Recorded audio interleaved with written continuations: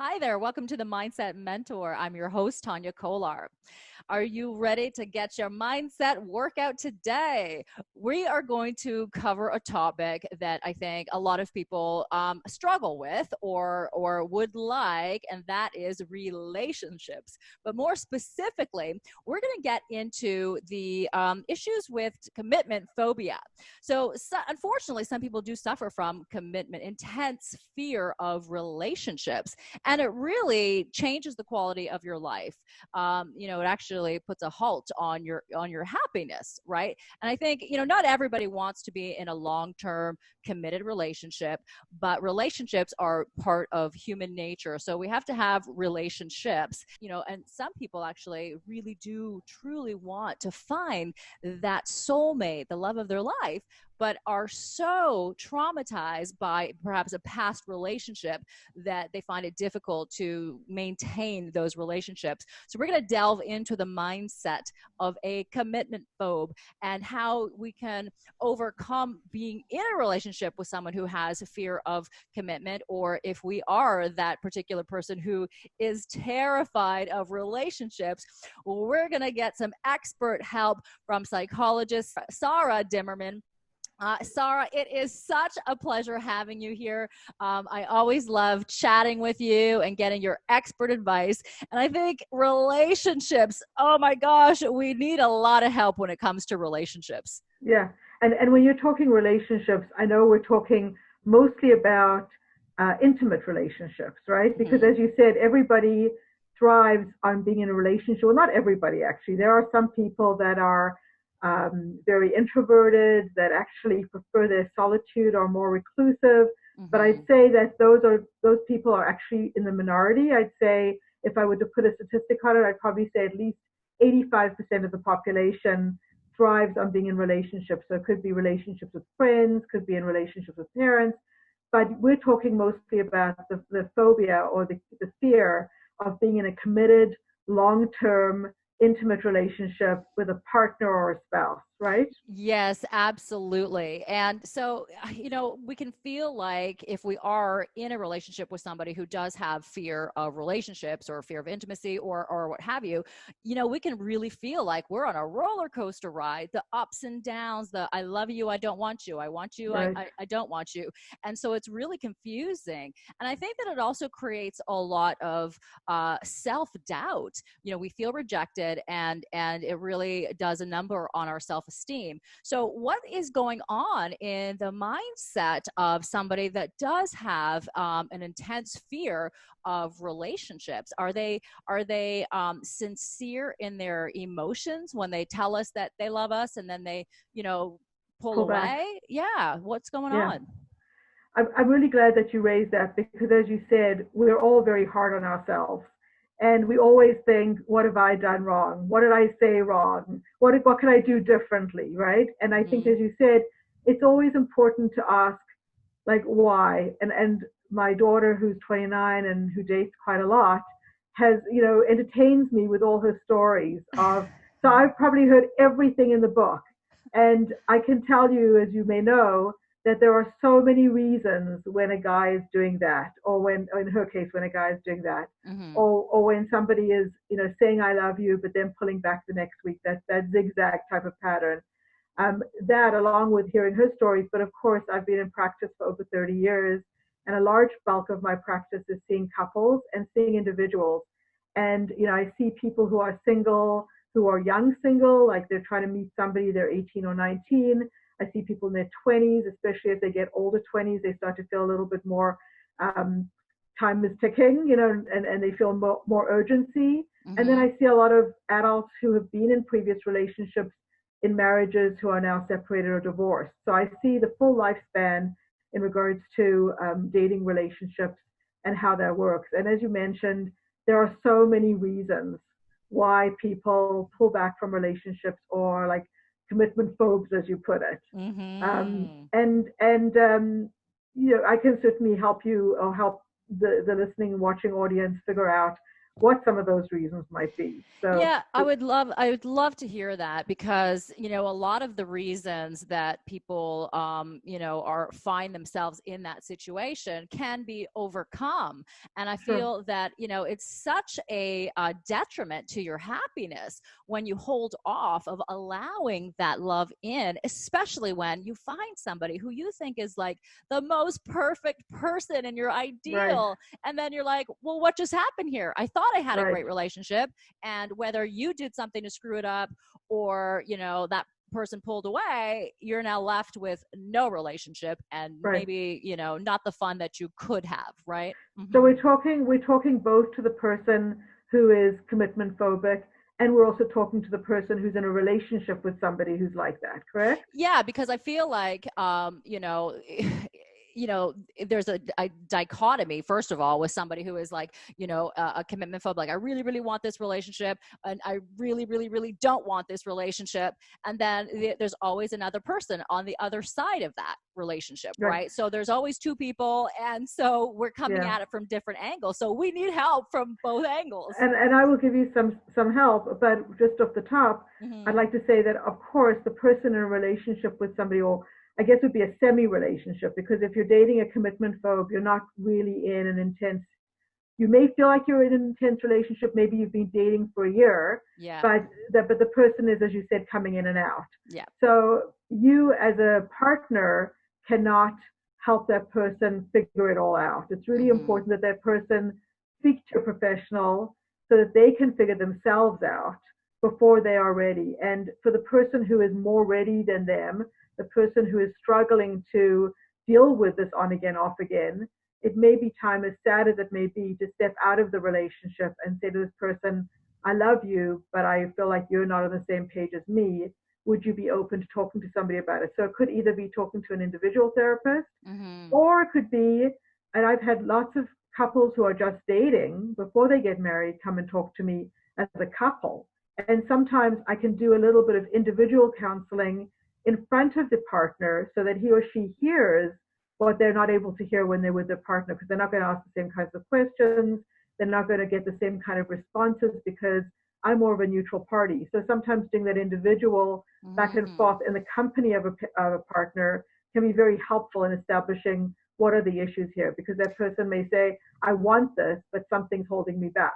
Yeah, and I think, whenever you have the awareness, I think that's a good thing. So, Absolutely. do would you say that, most people who are suffering from, commitment phobia, know that they're like that, or are they completely oblivious? They may not know that they are commitment phobic. Mm-hmm. They may just know that there's a pattern of behavior. They may justify it in some way. I'm just not ready, or I don't want to lose my freedom. They may have certain ideas of why it is that what's holding them back, but they may not realize that it's global, that there's a bigger umbrella, and they may not have really taken the time to investigate. And maybe it depends on their age too, because if you're dealing with a 25-year-old man, for example, he may not really be ready. Whereas if you're dealing with a 25-year-old woman, she may be more ready than him. So Mm-hmm. maybe if we discuss some of the reasons, that might also help people understand what it is, both the person who is reluctant to enter into a committed relationship and the person who is struggling to get his or her partner to commit. So would you like me to share some of those with Yeah, you? please. I would love that. Okay. Yeah. So top on my list is FOMO, fear of missing out. And I Yeah. talk about a mindset. That FOMO is a mindset where you feel that there are endless possibilities out there. So you're afraid to commit to any one person or thing. And Mm. the one of the oldest sites or apps, that I don't even think it was an app, Plenty of Fish. Yep. At the time that Plenty of Fish came out as a dating site, I don't believe it was an app even. Mm-hmm. I used to use the phrase, people were afraid that if they reeled one fish in, that there were so many other fish in the ocean. They were afraid that they hadn't gotten the best and biggest fish, The right? jewel. Yeah, The exactly. fuel. The jewel So, catch. and I think that the problem with online dating, and I would say almost all of my clients and people in my personal life that are dating have either met somebody online or are looking for people online. And especially with COVID, there's not the opportunity to meet somebody in more of a organic way. And even Mm-hmm. before, people were not doing that anyway, or not doing it most of the time. So the Mm-hmm. problem with apps is that, there's a tendency to remain on the app even once you meet somebody because of this fear of missing out. So Yeah. you meet a great person and everything's going really well, and you're on your second or third date, and you come home, and then suddenly there's somebody else that has matched you, and you think, can I give that up? And it becomes an addictive behavior, or of an obsessive type of quality of behavior where you are compelled to keep looking and to keep reassuring yourself that the person you're dating is the right person. So Wow. right off the top, I would recommend to anybody who believes that they may have met somebody that they want to give even a chance to, let alone, don't worry about marriage or having children with that person, but even to give that person a chance. Don't like put all your dating apps away. What some people will Mm-hmm. do is they'll wait until, say, the third or fourth date, and then they'll say to that person, I'm thinking of signing off or deleting all of my apps. Where are you at with this? Because of course you want to make sure that your potential partner is doing the same, and Yeah. so that you're both deleting all of your apps so that you can focus on one another. And I think that so long as you think that there are people waiting in the wings, and that applies to marriage as well, so Mm-hmm. long as there are people in the wings, you will never be able to commit to the person that you're with, because it just is too tempting, and we can't resist that. Yeah, that's so interesting because I think, social media in general, our phones, we're constantly checking to see how many likes did we get, what new Right, messages are there. That has, in and of itself has become an addiction. And then when you add relationship into the mix, it's that same, battle. It's like you just want to see. And it's right, like, oh, the grass is greener on the other side, or is it, right? Or maybe it's not, but absolutely. we might potentially believe that. Right. And it's not just the dating apps, by the way. A number of my clients have struggled with their partner having even WhatsApp on their phone, Mm-hmm. because old partners can be back in touch. Even having old partners on your phone to be able to text. I mean, it's, as I said, it's very hard to really commit to a relationship if you feel that you've always got backup. Okay. So that would be the primary reason that I would say some people may have a difficult time committing. So one of the other reasons that people may be reluctant to commit is because of what they've seen growing up. So for example, if you've been raised in an environment where your parents haven't had a great relationship, so that could be anything from maybe one or both gave each other the silent treatment, Mm-hmm. or there was a lot of hostility, maybe there was even abuse. Maybe you were aware that one parent was being unfaithful to the other. Maybe you were even aware of it and the other parent was not. There's so many environments and families that people grow up in. And when you're getting to know somebody, you may not know all of these deep, dark secrets in that person's life. So Mm-hmm. you don't have a clue why this person is being commitment phobic. But as you get to know that person, or as that person gets to know him or herself, they realize that part of the fear is because of what they saw growing up. Yeah, they witness sort of, maybe what's deemed as a dysfunctional relationship. And then Right, there's that fear of not wanting to repeat it. Or then right. I think there's also the opposites are where it's like, they feel like they're destined to repeat it, or they do find themselves in a situation where they are repeating it. And I think that can sort of kick off another fear entirely. It's like, oh my gosh, I'm in the same relationship that my parents were in. What's That's going right. on? Yeah. Right. And it's true. In the therapy world, we know that Hmm. people often pick partners to try to resolve what went on in their lives. So maybe it was something that went on between their parents that they want to now try to fix, or maybe it was Hmm. something even with the parent that they had a dysfunctional relationship that they now want to fix with a partner. And we know that it's really important to work on that. So uh, of course, all of these things can be overcome, and being aware of why you may be afraid to get into a relationship is the first step, the awareness. But Hmm. then being able to work that much harder, because it doesn't mean that it can't be overcome, but you have to work that much harder. And again, you may benefit from speaking to a couple therapist together, or an individual therapist about the issues. And working hard also at finding a partner that is unlike.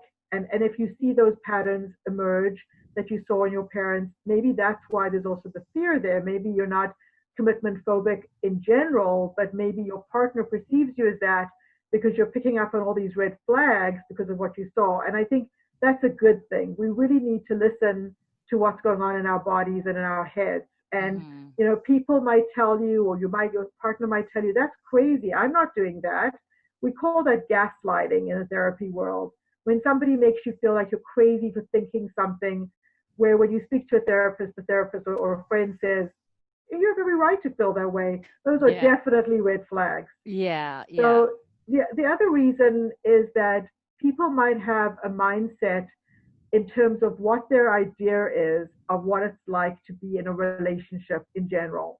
So if, for example, you're somebody older, maybe you're in your 30s or 40s, and you've never lived with anybody else, you've never been in a long-term serious relationship, that may be because you're afraid of giving up what you perceive are things that are valuable to you as a single person. So that may Mm-hmm. include things like just keeping the place the way that you want it, right? Yep. Yep. It may mean that you don't want to share your money. It may mean that you feel that you're giving up freedom. It may mean that you're going to have to put some of your own needs aside to compromise for the needs of the other person. Yeah, and I think also part of it is that you just don't want to be accountable now to anybody else. If Right, you're so used to being on your own and independent, you now right, have to share that kind of world with somebody, and it can be a little right. bit tricky to navigate past that. Yeah, and the older one gets, the harder it becomes. Hmm. When you're 18 or 19, you may not be as set in your ways. You may still be living at home. You haven't had the luxury of living on your own and having that independence. So it all depends on age and stage of life. Uh, Mm. but what I think is really important there is to challenge, to see what some of your thoughts or your beliefs are, and whether they're challengeable or whether they're supported. So what I would suggest to somebody who's struggling with that in terms of giving up that single lifestyle Hmm. is to sit down and actually make a list of the pros and cons of being single and the pros and cons of being in a committed relationship, right? Mm, that's a And good one. and then let's say, for example, somebody says that being single means that they never have to think about anybody else. And being part of a couple means that they always have to tell the other person where they're going, who they're with. They have to, as you said, be accountable for every second of the day. Hmm. But maybe that's not true. Maybe the person that they meet is somebody who's also independent, who also values having some independence and freedom. And as a couple, as you get to know somebody, you get to establish what your values are and what your needs are. And I think these are really important discussions to have. So instead of after the fourth or fifth date that you become really frightened and you completely ghost somebody, it may be more valuable if you think that this person is somebody that you'd like to cultivate a relationship with, to say, I must tell you that I'm feeling a little bit afraid of my feelings. Hmm. And part of the reason that I'm reluctant to go any further is because I really am happy with my free lifestyle and not having to tell people what I do or how I spend my money. How do you feel about that? And that person may say, well, absolutely. If you're in a relationship long term with me, you need to tell me where you are every second of the day. Or the person might say, well, actually, I like that too. And I'd be happy for us to go our own way during the day so long as we have trust in our relationship. And I look forward to Hmm. just coming home at the end of the day and chilling with one another and having supper and watching TV or having a nice meal together. So I think sometimes we have these preconceived ideas in our heads, and it's really important to write things down and then to see whether you can challenge those things or whether those things are supported. Yeah, I think that's such great advice. I think it's really important to be clear on what it is that you want, and also to be very clear on what it is that you don't want, and that you will not tolerate, right? Right, In a relationship, and what's really important to you, but to be realistic about that, right? And not the false fears that we have, the reality of the situation, and look at, what's your non-negotiable. Because if the other person, wants what you don't want, that the polar opposite at the beginning, it's never going to work out. It's just right, not possible, right? It may right, be great for a little while, but eventually each person is really going to want what they truly inherently believe is their value and the qualities that they want, or whatever it is that they're looking for, right? Right. So, we are going to continue the conversation. I'm loving this advice, Sara. It's so good. And Thank I you. think it can be so helpful to so many people out there because relationships are tough. And sometimes outright painful. And we can always navigate past it, past the fear, the anxiety, the pain, and really learn how to be in a loving, committed relationship. So stay with us, everyone. We're going to take a break right here on Sauga 960 and be back with more of the Mindset Mentor. Hello and welcome back to the Mindset Mentor. We are continuing the conversation on commitment phobia. So many people struggle and suffer with relationships and fear of relationships in a big way. Sara Dimerman joining me, sharing her expert advice. She is a psychologist and she does help a lot of people either learn to overcome the challenges of being so afraid and terrified of a relationship. But there's also the other side of the person who is in a relationship with someone who, is a commitment phobic, and it's a challenge, on both sides. So we talked before we took a break about the dysfunctional family dynamics that can cause some of the phobias when it comes to relationships. And also, we talked about fear of missing out. FOMO, right? It's a big word right now. And it's so funny because it's in so many different aspects of life, right? And That's certainly right. relationships is one of them. We also talked about fear of giving up your life. If you're living in this single world and you're so independent, it's like, and your perception of what that looks like, and having to have now to be accountable perhaps to someone or whatever else you think you're going to lose from a relationship. Now, is there any other aspect that you would say gets into the world of having a phobia that develops it? Because we're not born having a fear of relationships, right? No. It's a learned behavior.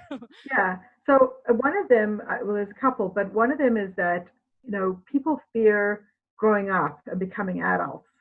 And people recognize that when you make a commitment to somebody else, you enter into an adult world. Those are adult relationships. And so you realize that you've got to be, as we've talked about before, you've got to compromise, you've got to communicate, you've got to be aware of other person's needs, that kind of thing. But you are playing house in a way as you get into more of a serious relationship. A lot of people struggle with that. They want to be taken care of, and they feel less comfortable being an adult. The other thing that I'm thinking about is if you've grown up with, as I mentioned before, a dysfunctional family environment, but also if you yourself have been in a dysfunctional relationship, or you've been through a separation or divorce, and especially if that divorce has not been amicable, as most are not, you might be what we would call gun shy to get involved in another relationship because maybe you had to give up your house, or maybe you're struggling to see your children, or maybe you just know the feeling of being in a relationship and then being alone. So there's a fear that's generated from having been in that previous relationship, and all the trauma and the negative emotions that you associate with that, and you just don't want to go through it.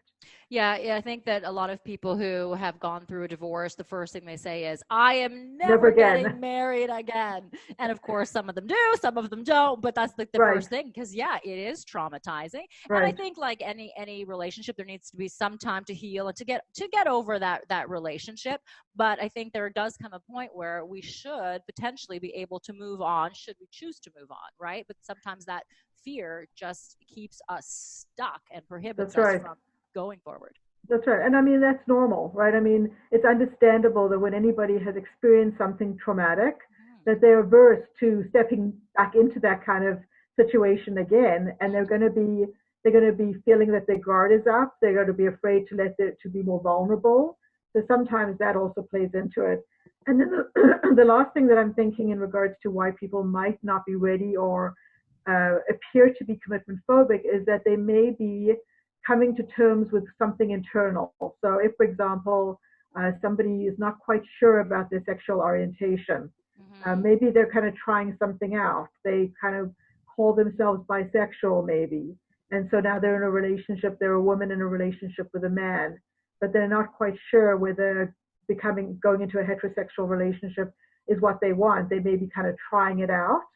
And so the other person would obviously perceive or be able to notice that they're kind of got one foot in and one foot out. Yeah. And that might be part of it. So again, it's not really fair, but it does of course happen Yeah. because you're in some way using that other person as a guinea pig. But Oh, on the yeah. other hand, how do you really find out? I think it would be really important if you were in that situation to be really upfront with the person that you're dating, even during the first date, and say, Yeah. I want you to know that this is where I'm at. Hmm. And I'm not quite sure whether I want to engage in a heterosexual relationship or in a gay relationship.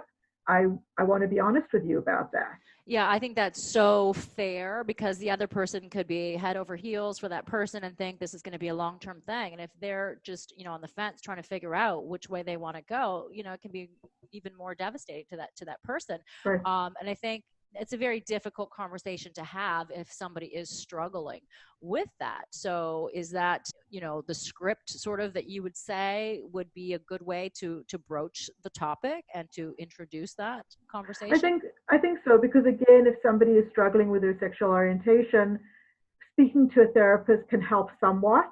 But Hmm. obviously, until you engage both with men and women, you don't really know 100%. Well, a lot of people will say it doesn't matter. It doesn't really matter because I'm bisexual. And if I meet a woman that is my partner, then I'll be with her. And if I Hmm. meet a guy, I'll be with him. It's not about the gender it's about who my soulmate is, so to speak, Yeah, right? right. The So some chemistry. some Hmm. people might say that, but other people might say, I have a yearning to find out what it's like to be with another woman or another man. And then when they're with that person, they say, no, 100% this is not for me.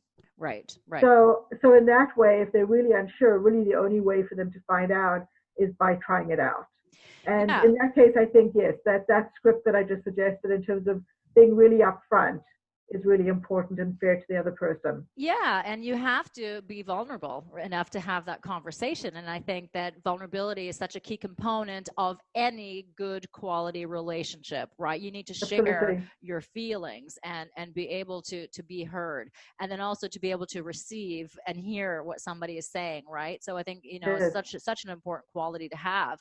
And, Um, and yeah, I go just ahead. wanted to mention one last thing I think which is important why a lot of people are commitment phobic, and it's around having children. Hmm. So some people have decided that they never want children. Again, maybe because they've been raised in an environment where they don't like the way that they felt being raised as a child, or maybe they just don't see themselves as a child-like person. They don't want to have children in their lives for whatever reason.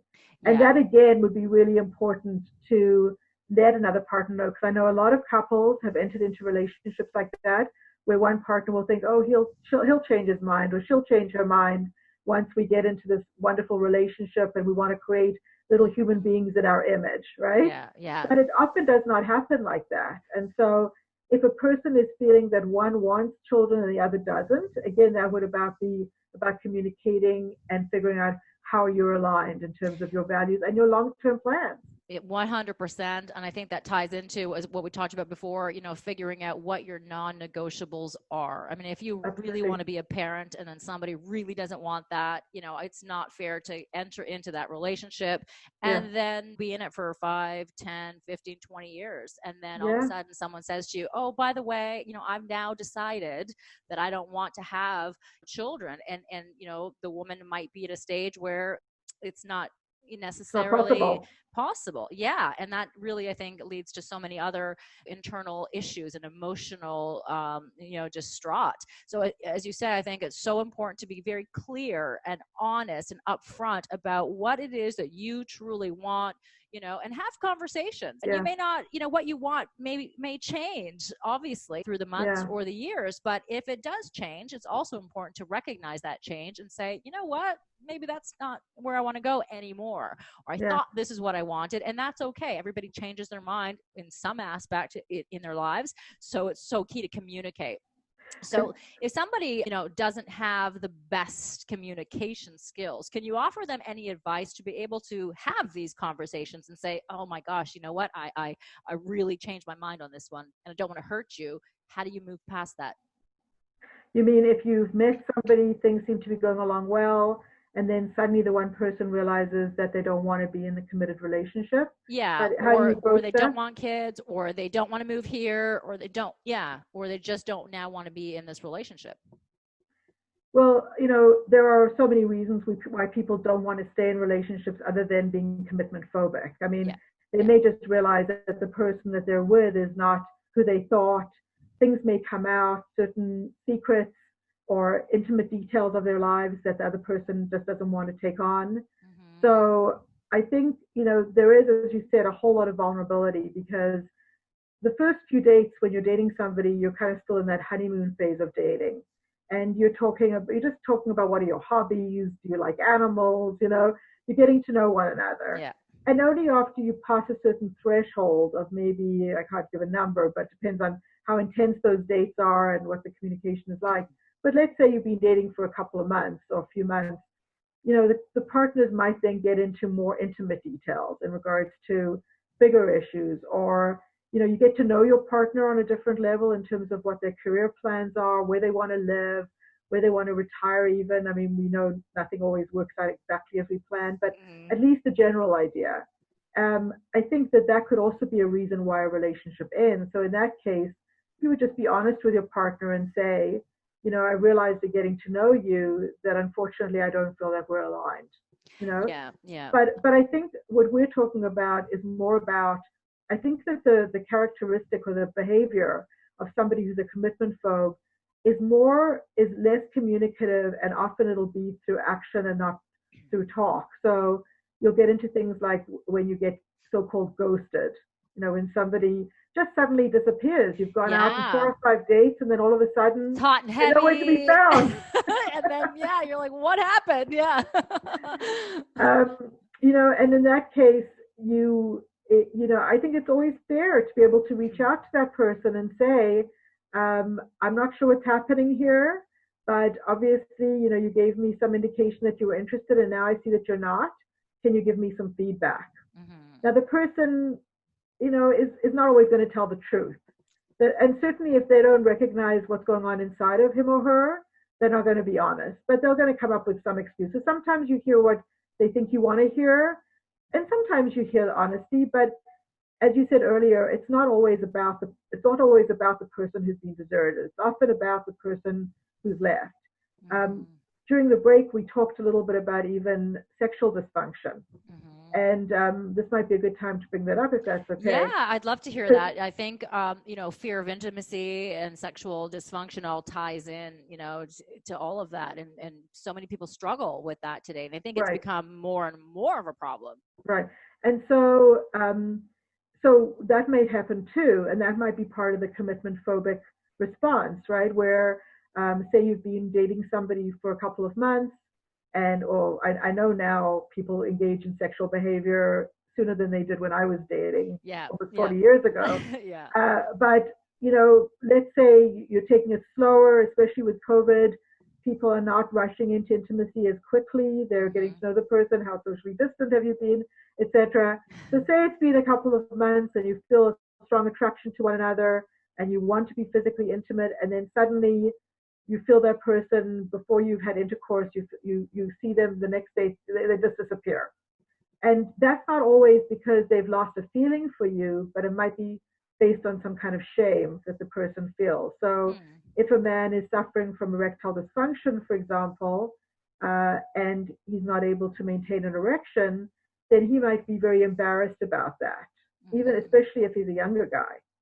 And it happens for men of all ages and also for women. I mean, women don't show their dysfunction in the same way, but they have other issues. They experience something called vaginismus, which is, a lot of pain during intercourse. So again, they may be reluctant to be intimate with their partner, not because they don't want to, but because they don't want to share that vulnerability with a partner about what their previous experiences have been.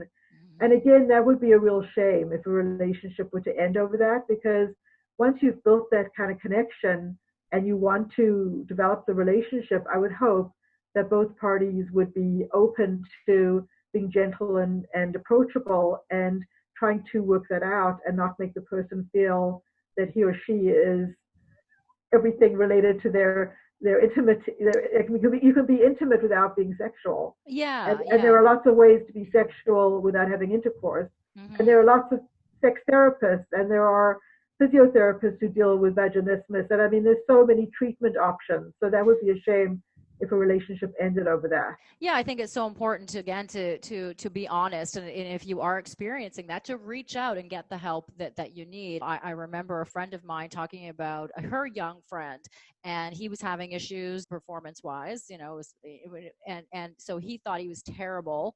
Right. Let's say, as Bad a sexual lover. partner. Yeah, terrible lover. So he thought, and it's because his girlfriend at that time made him believe that. Right. And for whatever reason, and maybe she had issues with intimacy. I don't know what her story was at all. But he did seek therapy for it, and it was discovered that he has absolutely no issue with performance. And so Right. it was all a psychological thing that created and brought that up. And I Yes. also want to talk about another story of a woman who recently was dating. I just met her the other day, and so she recently had met this guy, thought he was like her soulmate. He was perfect. But then after being intimate, just I think a couple of times, he said that, would you be okay being in a relationship and never having sex again? Hmm. So, what That's is, interesting. yeah, does that have anything to do with maybe like a sabotage, and maybe it's related to being a commitment phobic, or is that maybe just a trauma that was experienced and something entirely different? Because I think that, Mm-hmm. yeah, there's ways to get around, Mm-hmm. the intercourse in a relationship if you both don't want it. But if one does and one doesn't, Yeah. I think Yeah. that's a really tricky situation. Yeah, I would say that that would not fit under the commitment phobe because Hmm. if he was commitment phobic, he would have just ghosted her. I Got think it. the fact that he asked her, "Are you open to being in a relationship without intercourse or sex?" Hmm. Means that he actually wants to be in a relationship with her, but for whatever reason, there's so many reasons why he might be asking that question. Yeah. And so if she then came to me and said, "What should I say?" I would say, find out why. Be curious. Say, before I answer that, I'm curious why you're asking. Hmm. And especially, it might be confusing for her if their interaction sexually had been positive, right? But some people are feel asexual. They don't feel that they want to be intimate. They don't feel the need for sex. Um, so again, you'd want to find out, would he be able to have sex to please her, even if he Hmm. didn't want it? Are there other things that he likes to do other than intercourse? Um, I think that that it's great that he was able to be open with her about it, even if Hmm. it was shocking for her to hear that. It says to me that he is looking to be honest with her, and it may not be that he's saying I absolutely won't. He's just asking, how do you feel about it? Yeah, and great, because again, now they're offered a choice, and you have something to work with, right? Right. And I think that's important. And I just want to say something else that came into my head. Yeah. A lot of women or men, but I think especially women, when they go on dating apps, they will say to a guy, because when you go on a dating app like Tinder has kind of a negative reputation in Hmm. regards to just people going on there for hookups. Hmm. Um, Actually, I don't think that's the case anymore. A lot of people I know have met their husbands or wives on Tinder, so I think it's just the same as any other app.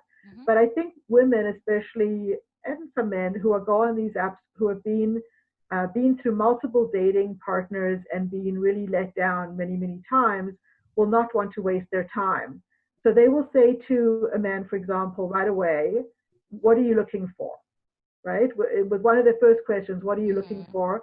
Because, in other words, I'm not going to waste my time if you're commitment phobic or if you're not looking for a long term relationship.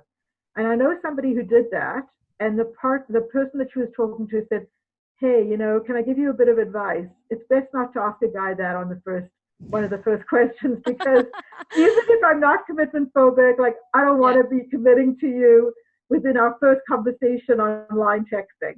So Yeah. so I would, and not because he said it, but I think it's true that Hmm. it's true that you don't want to waste your time. But one of the ways that I've encouraged people, and especially during COVID, this is great. Instead of meeting so many people in person, meet them online, have a video chat with them. get to see whether it's even worth meeting them in person. And then, and so you can kind of veto them.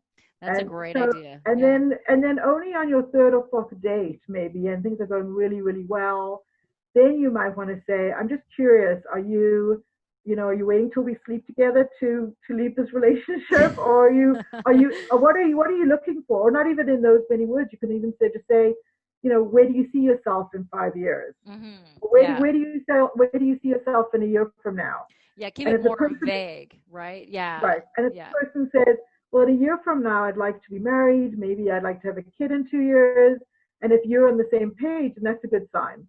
Yeah, that makes a lot of sense because you don't want to potentially scare off the perfect partner by the questions on the first date, right? Because it can Right. be overbearing, and Right.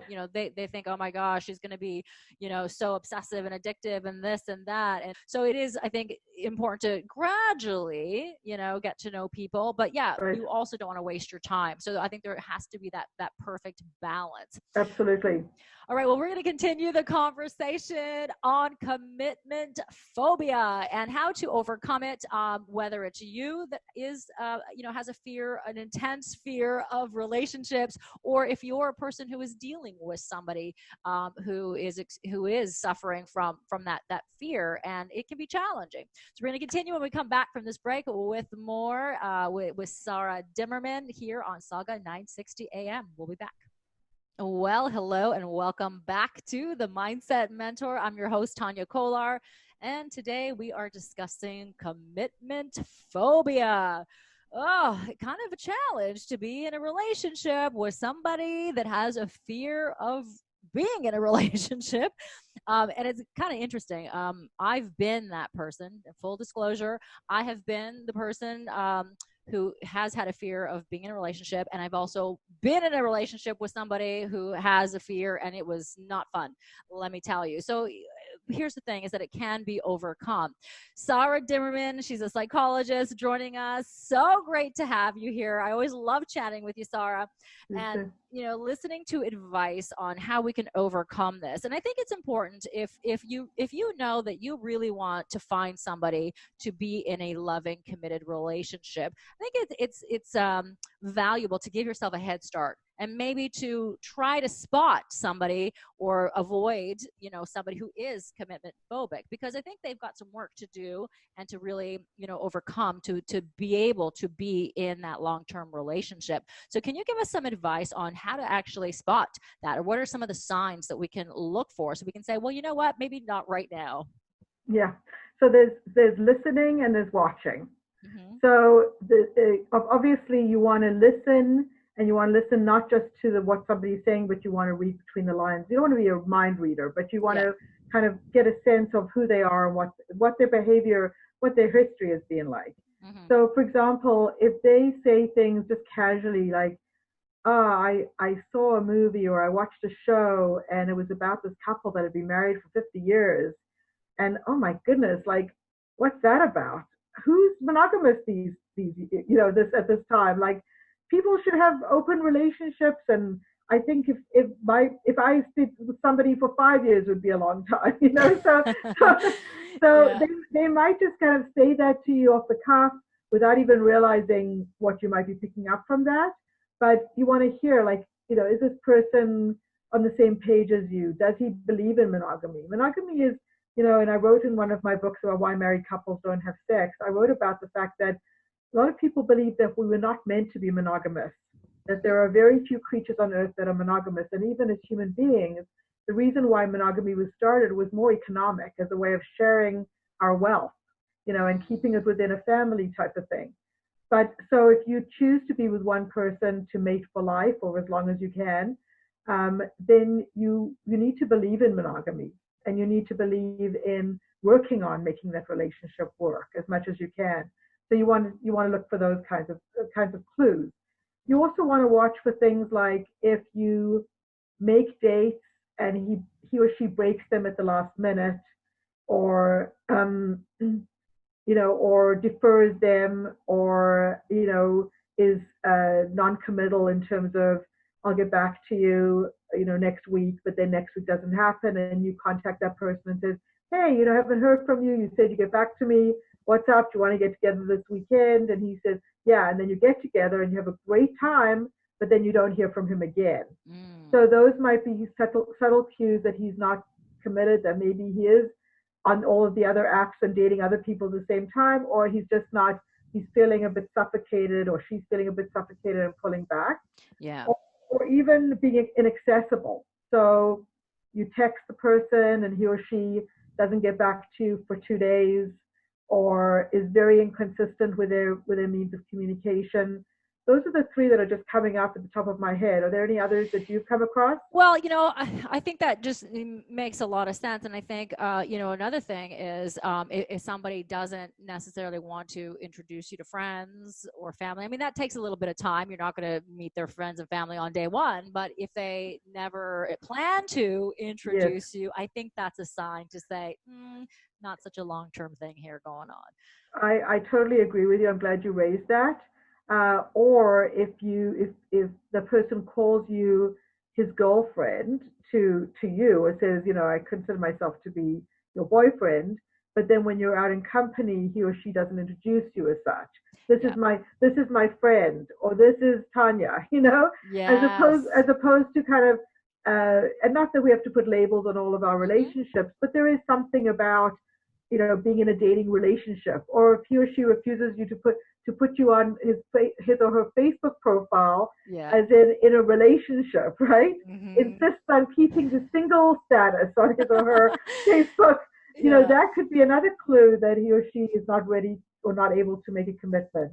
Hmm. Listening also to his or her dating history.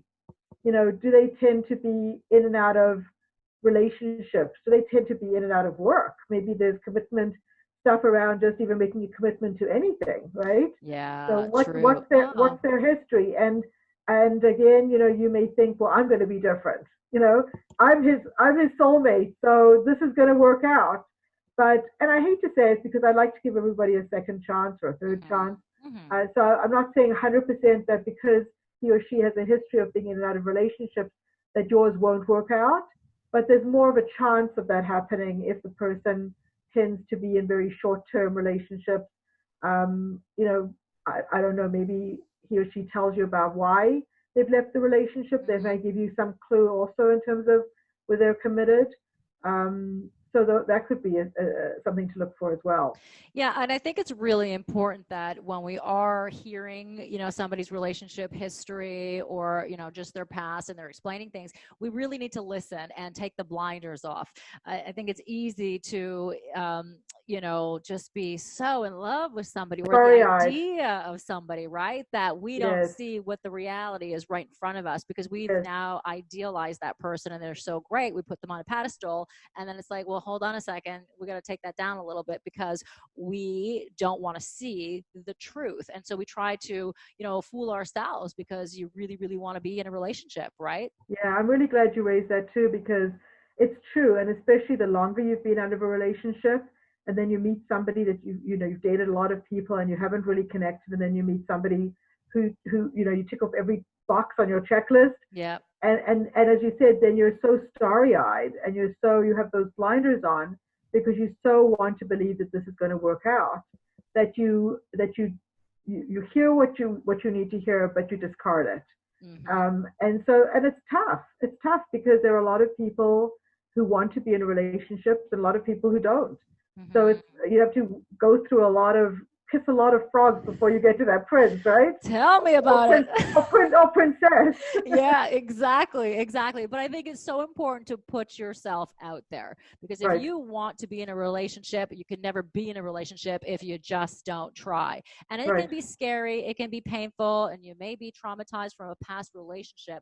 But at some point, you're going to be doing yourself a favor to be able to bring somebody else into your life who can give you, what it is that you're looking for. But you have to know what it is I think that you're looking for, Right. And, right? and, and, and, and I think I mentioned this a little bit earlier, but about setting goals.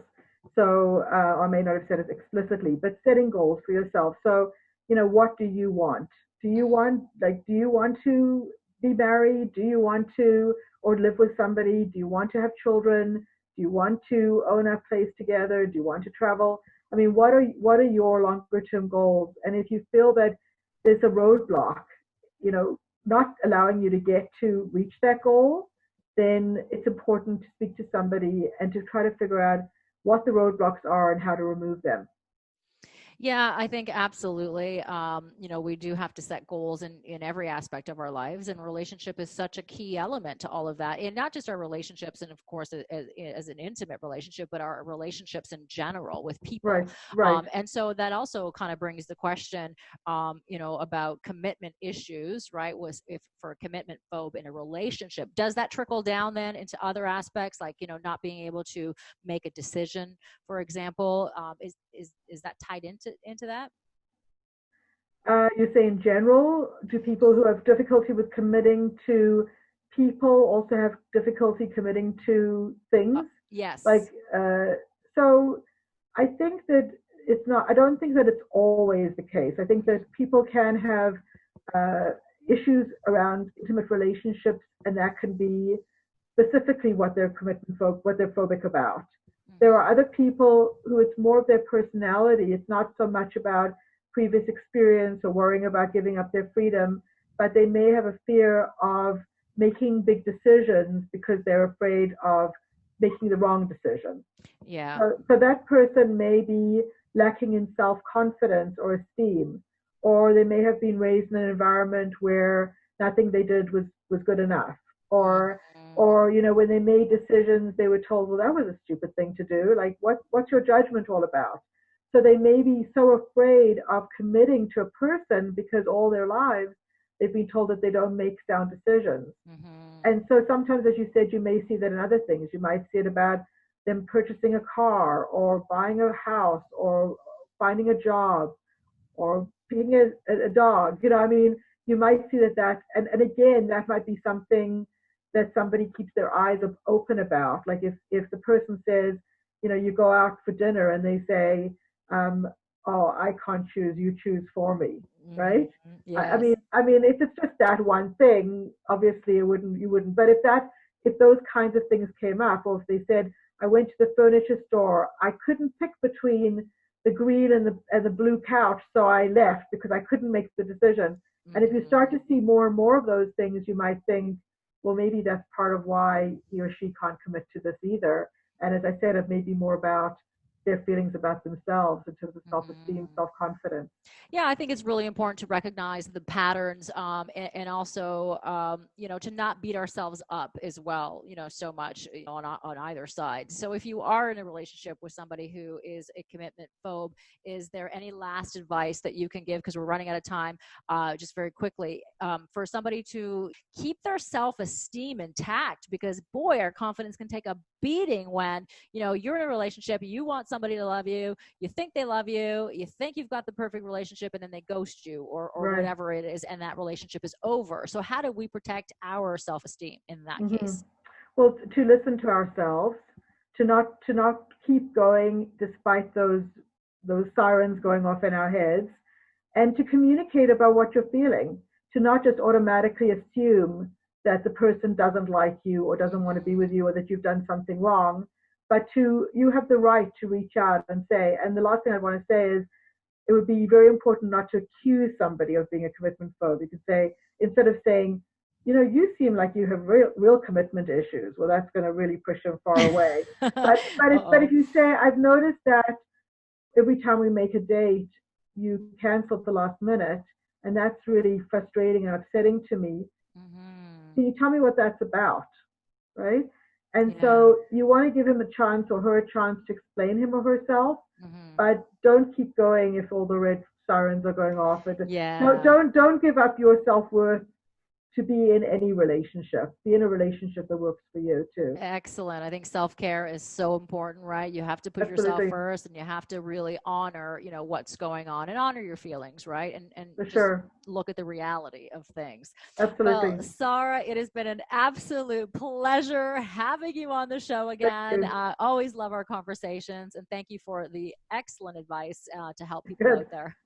Good. I hope you could take some of that yourself if you want. Oh my God, I need a lot of help. Totally. So I thought I overcame a lot. And it was so funny that, I thought, I worked at a lot of stuff and then I met a person who had the same issues as me and I could spot it right away. And then I Yes. realized, I'm like, oh, karma, here we go.